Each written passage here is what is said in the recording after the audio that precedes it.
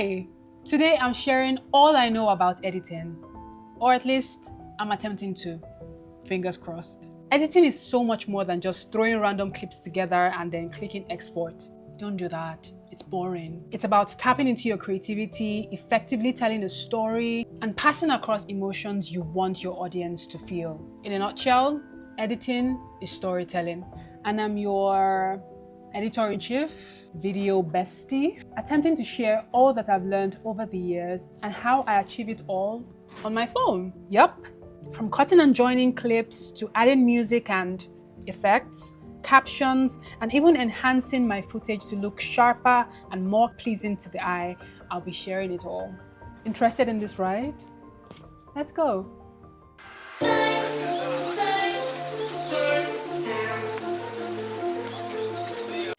Hi there, humans. My name is Martha Ehinome Orere. Welcome back to my channel. I know that this video has been for a very long time requested, and I also have for a very long time wanted to make the video, and half of it has been, I guess, me mentally not particularly getting to the point where I'm like, okay, this is happening, and also kind of figuring out how to actually effectively pass across the message that I want to pass across. But I mean, I guess the stalling is over, and here we are, here we are, here we are.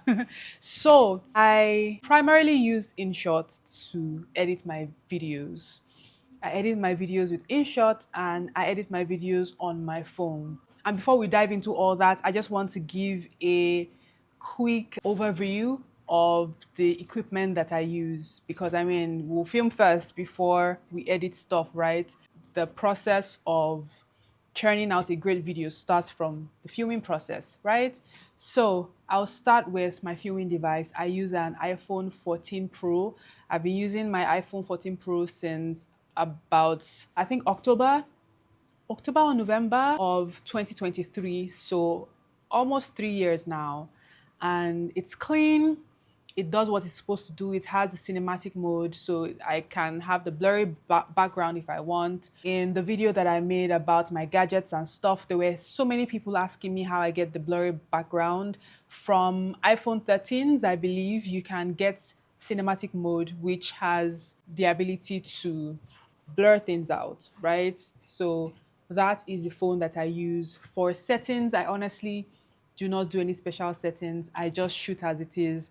I don't shoot in 4K because it takes more space. And for me, that makes a lot of video content.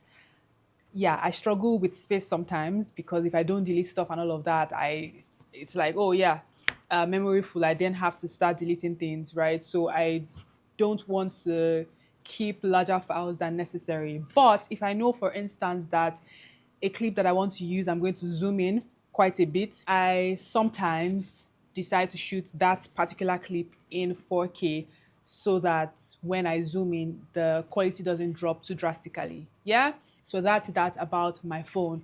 For my microphone, I use the Hollyland Mark II. I'll put the full correct thing on the screen. I use Hollyland Mark II. What else? For my tripod, I use a tripod that I got from Amazon, which I actually need to replace because it's quite wonky at the moment. So the tripod is nothing special. I just make sure to attach a selfie stick. The selfie stick that I got is one that can be screwed onto another tripod. So I sort of have a two-in-one tripod. Yeah, so my selfie stick is like an extension of my tripod now. And with that, because it's a selfie stick and you can bend the, what do you call that thing? The attachment on top, the where you latch your phone onto, you can bend it, right? I can then have overhead shots many times. So when I'm doing my cooking videos, basically I use that. So that's helps me with that function. For lights, I mostly use natural lights. Right now, I'm in my living room and I have a huge window in front of me. It's a cloudy day today, so it's not super bright, but it's bright enough. And then all the lights in the living room are turned on as well. I don't have any other special lights that I am using to film right now. So for lights, 99% of the time I use natural light or just the normal light in the rooms. So to make sure that your footages are great, just make sure that you frame your videos properly, right? They are framed properly. Right now, if I leave this shot, like there's literally going to be a very structured frame in front of me. I put the camera there, it makes sense, that frame, and then I sit there at the center, right? I'm literally in front of my lens right now. So frame properly, make sure that your lens is clean. Many times I see a video or someone is making a video, I'm just like, clean your lens. I can see that you did not clean. Just clean your lens and use the right material, okay? Don't just do, some people just take their phone and do, they don't even look at what they're doing and they just, sometimes you clean your lens and it's even dirt, like not dirtier, but like it's even more smeared than before you cleaned your lens, because sometimes some materials leave like lines, smears and stuff. I find that my towel does a really good job. So something that is woolly, there is this towel, I'll find the name, but just make sure that you do your due diligence and then basically just trust the process, right? Yeah, I'm really hoping I'm not missing anything out. I hope so. Okay, so that's a quick overview of what I film with. If you want something more in depth where I talk about the function of each thing, I dive a little more in, I will attach the video you should watch where I talk about all the gadgets that I use. Nothing crazy, nothing super expensive, and I believe that you find it very useful. It's one of the best performing videos on this channel. Right, so let's dive into editing talk. I have my laptop here with me now, so we can go into that. So why do I edit on my phone? Yeah, I edit on my phone firstly because of convenience. Yeah, I have my laptop, as you can see, and I know that there are apps and stuff that I could use to edit on my laptop, but it's just the whole stress of it. I was talking to a colleague of mine and he was like, I want to start posting on my YouTube channel very consistently and it's so stressful and you do this every week. Like, I really commend you. Like, you're doing such a great job. And I'm like, oh, thank you. And he was like, how is it so easy? And I said, to be honest, I think part of it is because I just edit on my phone. There's no barrier there. There are no steps, right? Because he makes content mostly on his camera and you use your SD card, you export it to your laptop, you do all of those, like those are already taking time, like those processes are already taking time, and then before you then start to edit on your laptop, you're clicking and everything. But with your phone, it's literally a smartphone, the same way you're texting and chatting and everything. It's the same way you can be on your phone, you're editing a video. I'm in a cab going somewhere, I'm editing a video. I am on set because I'm an actor as well. I'm on set, there's downtime or something, or I'm done for the day, but I haven't left yet, or whatever it is. I just take out my phone and I'm editing. I probably have my headphones on or earbuds or whatever it is, and I'm editing a video. I'm going, as opposed to, oh, I have to go home so that I can take out my laptop and, be on my work desk and everything and edit. Yeah, so it is so, so, so, so convenient. It is super affordable because you don't need a laptop. If I only had my phone, I would still be fine. My laptop is not necessary in the editing process. So it's affordable, it's convenient, and I believe that that's more than enough reason to to be in the mobile phone editing side of life, right? Or mobile phone editor side of life. So before we go on this editing journey, what will you need? The InShot app. The InShot app, like I said, is primarily what I use. I use another editing app for cleaning up the video, yes, for enhancing color correction or whatever you want to call it, yeah. 24 FPS, but that's not what we're delving into right now. We're strictly looking at the editing process, that is taking clips together, joining them, making them into something worth watching, right? So you need your InShot app. You'll need if you care for copyright-free music, let's say you are editing a video for YouTube and you intend to monetize that video, you want copyright-free music because YouTube will flag your video and you're not going to be able to make any money from it, even if it gets 1 million views, right? Even if you're at the moment saying, oh, I don't need 1 million views, I'm not monetized anyway. You realize that when your channel grows 5 years from now and then that video hits 1 million views, you can't make a dime from it because, yeah, there's music on there that YouTube has said, oh yeah, copyrighted, flagged, no money for you. Yeah. So that's why it's important, right? I have like 2 videos that have done really well, but then I used to use music that I didn't pay for. So yeah. So the first segment of the editing process would be taking clips after they've been shot, of course. I've talked a little about that, into the InShot app. Okay, so if you shot a video, maybe took 10 different shots, right? You input them into the app. It's quite simple. You open it, click on video, you tap as many videos as you want, and then you click on the check button in the lower right corner of the screen. You click on it and it loads, and then you're there on the side of things where it all goes down.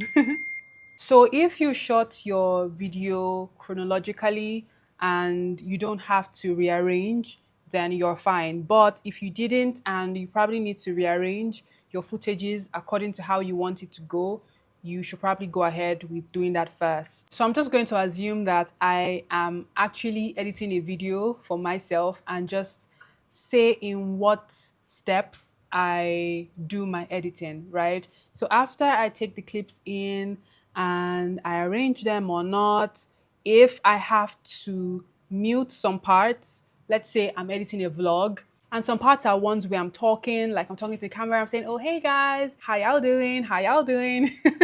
and stuff. And the other ones are montages. So I mute the parts that are montages where I don't need the sound, where I don't want the sound. And for the ones that I do need the sound, I usually just increase it to 200, to be honest, so that I'm sure that it is audible enough. Just, yeah, I do that all the time. I make sure that the dimension is right as well, because sometimes when you import your clips to InShot, if maybe you edited a video that is for an Instagram reel or was for a TikTok post previously, it might automatically change the dimension. So if you need to adjust that, then you should. And that is on canvas. It's the first icon. If you scroll, there's so many icons. It's confusing at first, so don't be confused, right? So the first icon, when you scroll to the left, is canvas, and you can change dimensions. As you can see here, it's fit just keeps it in the way that you shot it. So if you shot it in landscape, it stays that way. If you shot it horizontally, it stays that way. Or if you want to change it, there is one that is a square for, you know, Instagram. There is one that is 4 by 5. There is 9 by 16, which is like Instagram Reels and TikTok dimension. There is 16 by 9, which is landscape and is for YouTube and stuff. So depending on what you want, then you can adjust accordingly. There's also the zoom function. Zoom, you can zoom clips in or out, whichever one you prefer. And then there's the background. The background is for when the dimension is sort of not particularly accurate and then you want something to be behind. There are options like blurs, different degrees of blurriness, and then there are just like block colors, like colors just slapped on there, and then their gradients, their aesthetics, their patterns, whichever one you prefer, right? You would have them. So yeah, we shot this in the dimension that we want to have it edited and posted, so we don't have to do anything special to the clip. You can also zoom in or out your timeline so that if you want to be more careful with where you're cutting what, you can do that. You can absolutely do that. So I cut out parts like the beginning parts where I go and press the record icon where I want to stop the video. I cut all those parts out so that I can then see something like I can work with, not sort of BTS stuff. I want to remove all the behind the scenes situations where I am not in quote unquote character for the video, right? So I take all those parts out. So the next thing I do is to go to auto captions. This is not particularly even to do the captions right now, is to just be more aware of places where there are long silences so that when you're cutting parts that you do not need, it is easier, right? So you click on the T icon, yeah, which says text, you click on captions. Captions will only appear for clips that have the audio on. The reason why I always make sure to turn off the sound on montages is because captions will find something for places even where there's silence, and you realize that you have to delete so much, especially me that makes a vlog and it's usually an average of half an hour. Imagine parts where there are montages and then you just keep seeing random text pop-ups and you have to delete every single one. It's frustrating. You could use that time to do something else, right? So I just make sure not to make that mistake anymore, right? That's the thing about repetition. You then know what to do when and how to not waste your time in different places. So when that is done, I then go through the video, I watch, and then I make sure to remove parts where there are silences, where my brain glitches, or I just blank, or I'm blank, or places where I say things over and over again, or places where I get distracted, I have to do something, I come back to the video, you know how you want the video to go. But do not just be removing silences everywhere, because there are some times where silence is golden, right? Silence is important, or you make a funny face, or for dramatic effect, or you're like, it's silent, but because if you don't watch through and you're just removing all the parts where you just see that, oh, there's nothing being said here, you cut all those sides out and it could sort of remove the you from the video or fun from the video. So just don't be rigid and be like, oh yeah, these are the parts that are quiet, and you just cut everything out. That is why I also don't use I used AI cut, because there is a new feature. It came like a few months ago, AI cut, where you sort of just have the app auto cut out silent parts for you. But I realized that it doesn't do that. It's quite rigid, because I mean it's AI and it's not you really. Even if it was another human being, it might cut out parts that you'd rather leave there, right? So I decided not to use that function again. But if you don't mind that, or it's a really straight video and you don't have the time to go through, AI cuts can really help to remove silent parts and parts where you probably say a word over and over again. Maybe you mistakenly say it twice or something. It will take all those parts out for you, right? But I personally, I realized that I don't quite like it, because it's almost felt like I was doing the work twice.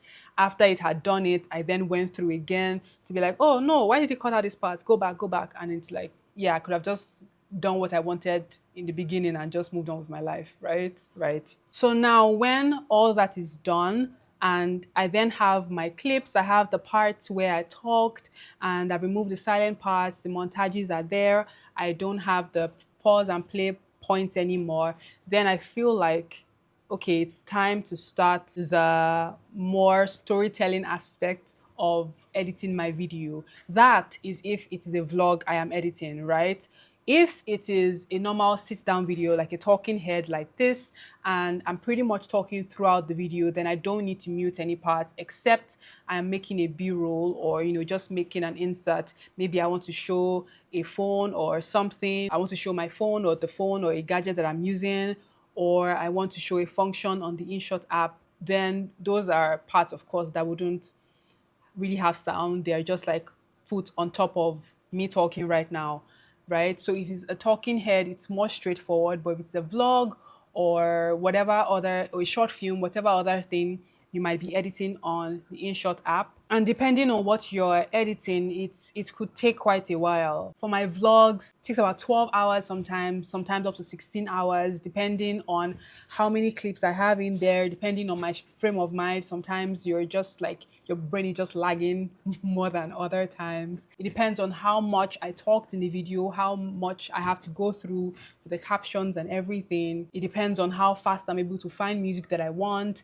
It depends on so many things, right? So to be honest, I think the least time is about 12 hours. But if it's more like a talking head video where it's just direct, I'm talking all through, it could maybe be about 7-ish hours. I really haven't timed it per se, but it's quite a couple of hours. Even when you know exactly what you want to do, because you can't cheat the process, right? You have to do this and do this and do this. You can't just snap your fingers and will what you want edited like into being. You have to go through the process. Yeah. So depending on what you're doing, it might take quite a number of hours. So you see why editing on your phone is less of a hassle than if you had to use your laptop and say maybe have double that time or like 50% of that time added onto it. So now we have the clips that we want inside of the InShot app. We have removed all the bits we don't want. And in process of doing that, we also have captions if you're interested in using captions. But I personally use captions. And I know that a number of people have asked me how I do my captions or what app I use. I use the InShot app, okay? It has the auto captions option, but it's AI again. So sometimes it gets things right, sometimes it doesn't, because I'm like, how did you hear this when I said this? Or if you say a traditional name or something it doesn't quite understand or is familiar with or it didn't hear you quite well, it could, transcribe something wrong for you. So you have to manually sit through and like read everything and adjust it. I'm sure many times you see my captions and you see a typo there. I try to make sure that there is none, but I mean, I'm sure that you get from time to time you see typos there, right? It is because I don't outrightly from the beginning start to say, oh, I'm saying, hi, my name is Martha Ehinome Oriri. I'm writing that out. It's that the app with the auto caption function brings that up, and then if it spells my surname wrong or something, I correct that, and then I go on and go on and go on, and that's how it goes. Anyway, so we have the clips inside of the app. We have the unnecessary parts cut out, right? Next will be adding of music and effects, right? I've mentioned that editing, to be honest, is storytelling. So what do you want the video you are making to say? What do you want the vibe to be? This is a talking head video. It's quite serious.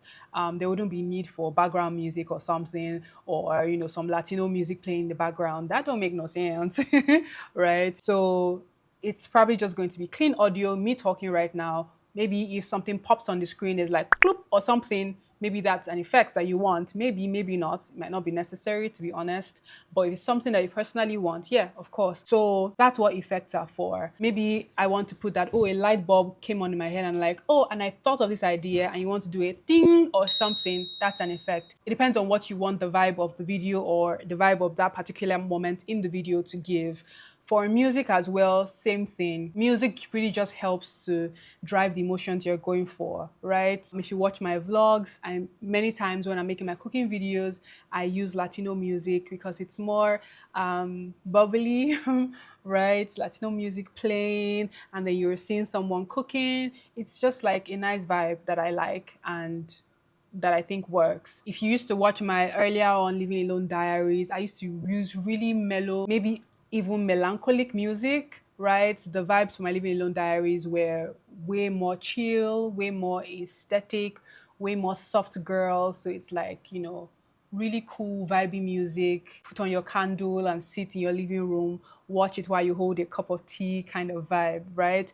And now, I mean, I use a mix of different sounds. Yeah. If I'm going out or something, I kind of use more upbeat music. If I'm more at home, I use something that's more mellow, right? So depending on the vibe you're going for, depending on how you want the person watching your video, your audience, or whoever to feel, it then influences the music that you choose. And I use music from Epidemic Sound singular. I've been subscribed to them for a bit now and I don't have any issues with copyright. I'm on the 1 year subscription plan. I do that and then they have a whole library. You just search for what you want. You want melancholic music, you want music for vlogs, you want pop, you want K-pop, you want Latino music, you want, African music, you want Afrobeat, it's all there. I mean, the Afrobeat is not really Afrobeating, but their attempt at, giving Afrobeat, but yeah, there are some exceptions and stuff. But anyway, depending on what you want, they have a whole library there. They have an effects library there as well. InShot also has an effects library. InShot also has some music, but those music aren't copyright free as far as I know. Yes, they aren't. So me personally, that's what I use. The effects, you don't need copyrights for those. You can get effects anywhere. You can even go on YouTube, type an effect that you want, and you see plenty options. You can then maybe screen record. That's what I do if I'm taking a sound or something from YouTube or wherever. I screen record, and then on InShot, there's the option to bring in audio and extract it from a video, right? So you just go scroll the icon next to canvas, click on audio, click on music, click on extract audio from video, click, and then if you click on the video, it will take out just the sound and you can bring it into whatever it is you're working on. So that is what I do with that. Okay. I believe after that, we're probably then looking at transitions, right? Transitions. Many times the points that I use transitions are maybe if I'm making a hair video, for instance, I'm making a hair video and then there's a part where I'm at the salon and I'm making my hair, and when I'm done and I'm more in the house, I'm more cute looking. Maybe I have a little makeup on and I want to be like, ooh, showing off my hair. I then do a transition from the salon to the house and I'm showing my hair. So I use transitions sometimes. InShot has a number of transitions. Not all of them are free. I subscribed to InShot when I was taking YouTube more seriously, and I subscribed to Epidemic Sound. I said to subscribe to InShot as well because it is my primary app, editing app. So I have access to all of these things. But there are many transitions that are available for users who do not pay for subscription. So you can go through those, right? So whichever one it is that you want, it's there. I also use transitions in my vlogs. Let's say it's the end of one day and I want to go into the next day. I sometimes use transitions. There's also like animations, so you can use that as well, maybe for the end of a clip and the beginning of a new one, things like that. You learn, to be honest, by just playing around with these things and knowing what works, knowing where to use this and where to use that. The more you do things, the more it comes naturally to you. You can't study your way to being an expert, like especially for things where you have to actually get things done, right? Like making music, using the camera, whatever it is, you have to actually do. You can study. That studying is good, so that it can inform the things that you work on, but you actually have to do. So it's in the practice that you'll be able to know what works best and things like that. Anyway, so that's it for transitions. And then for effects as well, there are quite a number of effects on here on the app. And from time to time, you see that there are more effects, there are more transitions. They keep updating these things, right?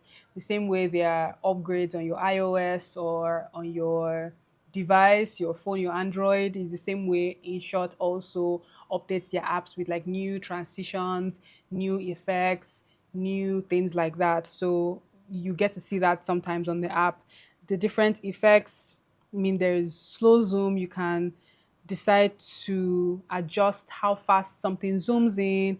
There is jump zoom. There is zoom out. There's the tremble, like your screen to shake. Whatever it is you want to do, it depends on the video you're making and the vibe you're going for. For instance, one where I'll probably need the screen to shake is maybe I'm trying to show confusion or, oh my God, what's happening? And maybe it's like a reaction shot and I don't know, something is happening. I don't know what it would be. And then there's someone in the corner like, and then you probably going on them and they're like basically to to relay like mental gymnastics going on. Whatever it is, you see fun videos, right? So depending on what you want going on, that will inform what you choose, the effects and the transitions and everything that you choose, right? So that's that about that. Next is captions and subtitles. To be honest, many times I already edit the captions by this time, and also because I use the caption to cut the video, I already would have done the captioning, but depending on where you prefer to do it, right? If you haven't done it already, this is probably the best time to get your captions in. So by this time, there are captions in, there is music, there's transition, there are effects, whatever it is that I want going for the video. Yeah, it's all looking good. We're getting happy with our video. I always then make sure to watch the video like I am an audience, like it's not me that edited it. I always make sure to one final time, right? Just click on, I don't know what to call this, but the icon on the screen where everything comes into full view, right, on the screen, and I just press play and watch and see how it goes. If I don't like the way something is, maybe I don't like this Kenny. There's an adjustment that needs to be made. I quickly do that. I go back a little, watch again, right? This helps you to make sure that the video you are making, the video you are editing is seamless and it comes out just the way you want. It's not like you've now put it on YouTube, put it on Instagram, and you're like, oh crap, I didn't see that because you did not go back to watch the full thing again, right? So after watching the video, like the audience, it is then time to export your body of work. Okay? Okay? But I want to say a few things. First of all, do not overuse functions, maybe overuse transitions, overuse music, overuse effects. You're saying something and then you're distracting people watching you by plop plop like bubbles sound like what's happening like it's is it amplifying what you want the video to do, or are you just excited because these effects are there and you're just clicking on things? So don't fill your video with unnecessary stuff because it's just there. Put it there because it's actually going to do a good job of giving more to what you want the video to do.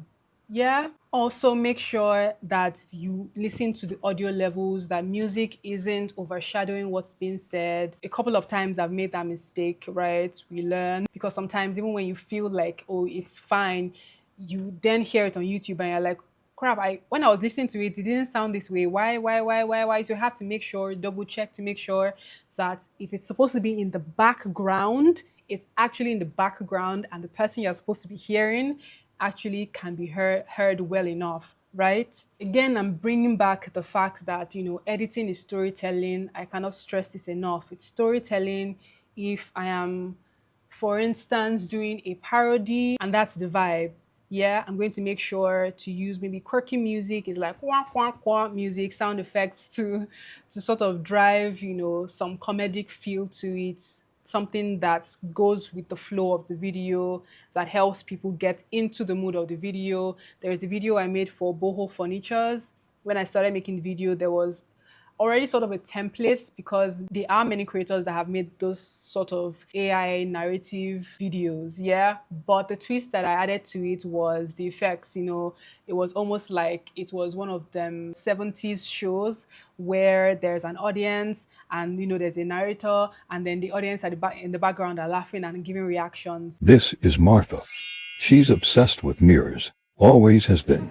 But for a while now, that 4-foot mister in the corner of her living room hasn't exactly been sparking joy, and she knew she had to do something about it. So it was in the process of editing that I was like, oh yeah, that would be fun. That would be fun to do because I was like, should I leave it this way? Should I add music or something? I was like, oh, that would be so cool, to add like, oh, and then the chair at some point, that's a cool thing to add. So think of the story you're trying to tell. If it's just a random dancing video, I'm not saying you should then go and start forming Spielberg or, Christopher Nolan, right? But depending on what the video needs, just make sure to give it that oomph, right? And for videos where, for instance, it's music, right? For my vlogs, maybe I'm out and maybe I go for an event and I'm playing some upbeat music. How the clips go is also quite important. If it's upbeat, if it is fast and stuff, the clips will go faster, right? Many times I edit with the beats in mind. Each video has a rhythm, each video has a feeling. So for a more vibrant video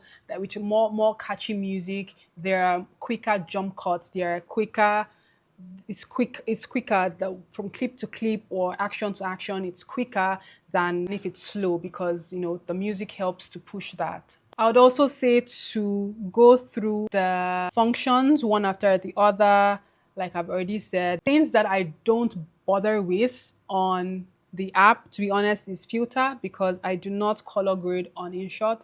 I attempted it early on when I just started using the app. I didn't quite like it.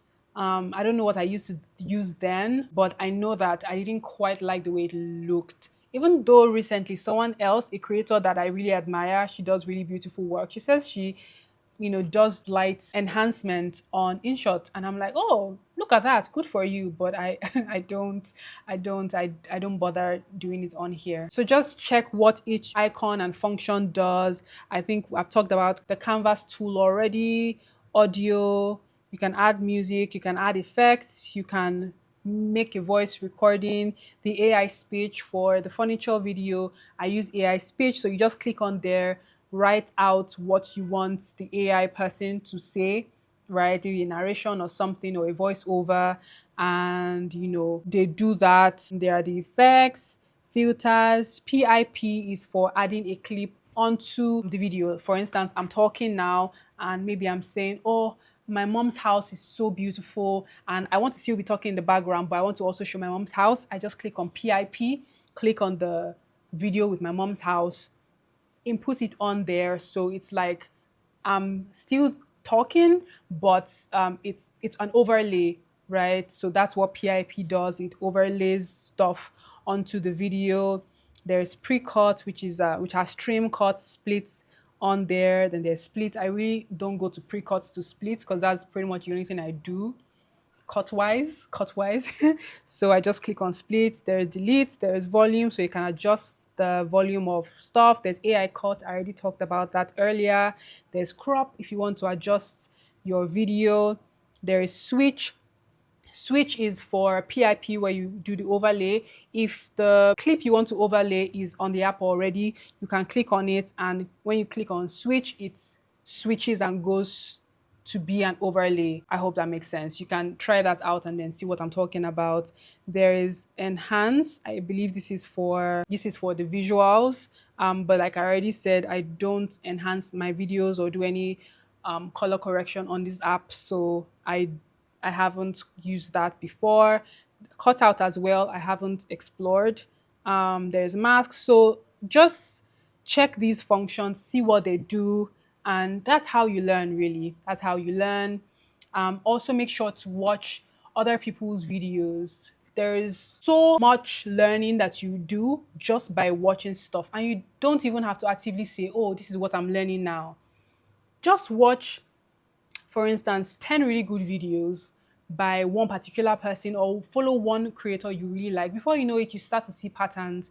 You start to say, oh, this is nice. You start to know what good editing looks like, right? You start to know what good editing looks like. You start to know when something works and something doesn't work as much. You start to know what someone has done that makes you like their videos so much, and you can then replicate it. Yeah. So make sure to ingest a lot of good content, because your mind, your eyes get trained to know what good things look like.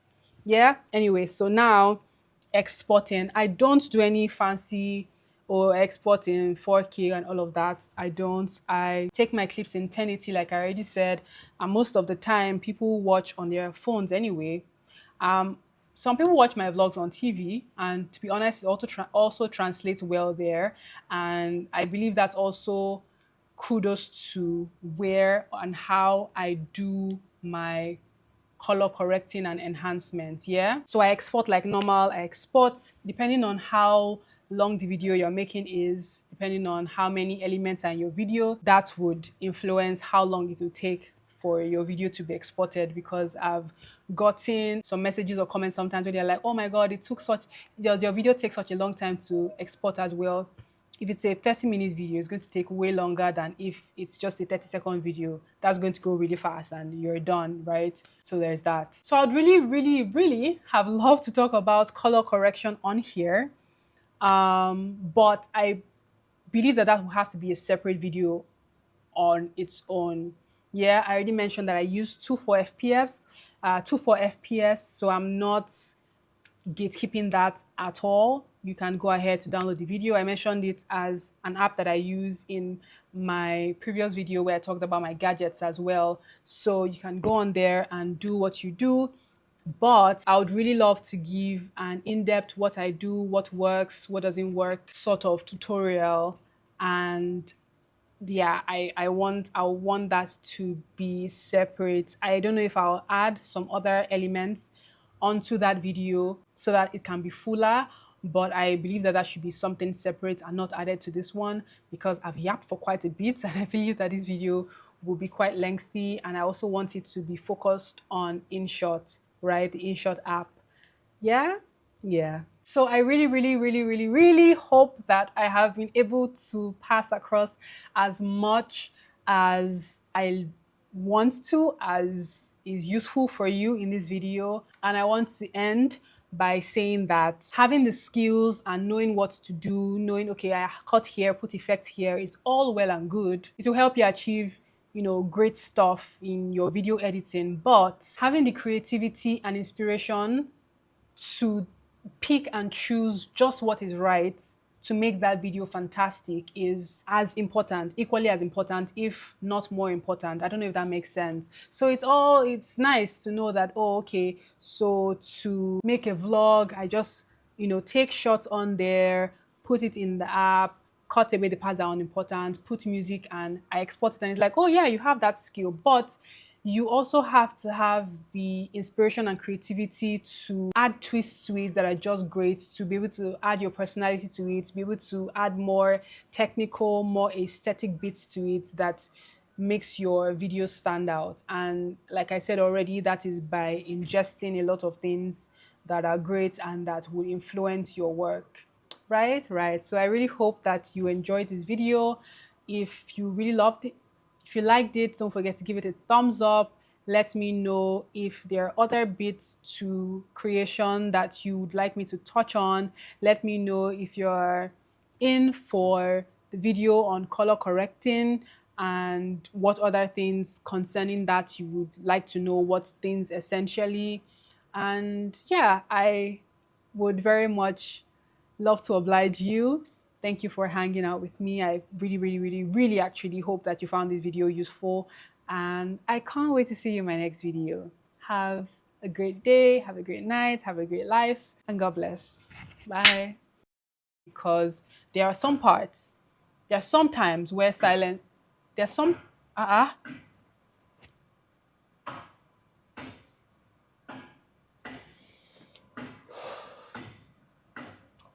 wow, thank you. Okay. Because there are some times where